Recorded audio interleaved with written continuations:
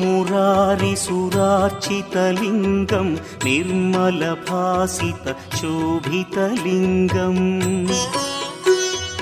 जन्मजदुःखविनाशकलिङ्गं तत्प्रणमामि सदा शिवलिङ्गम् देवमुनिप्रवरार्चितलिङ्गं कामदहन करुणाकरलिङ्गम् रावणदर्पविनाशकलिङ्गं तत्प्रणमामि सदा शिवलिङ्गम्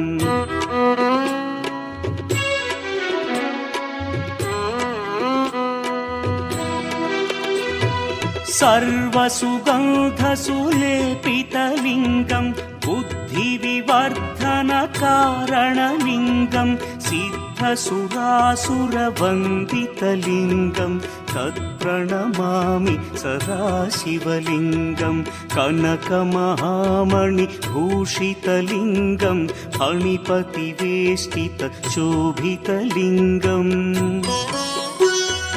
दक्षसुयज्ञविनाशनलिङ्गं तत्प्रणमामि सदा शिवलिङ्गम्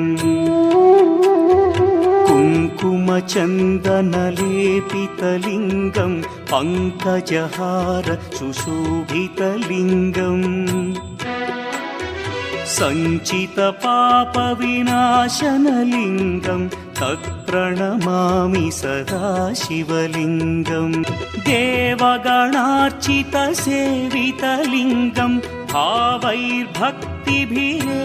च लिङ्गं दिनकरकोटिप्रभाकरलिङ्गं तत्प्रणमामि सदा शिवलिङ्गम् अष्टदलोपरिवेष्टितलिङ्गं सर्वसमुद्भवकारणलिङ्गम्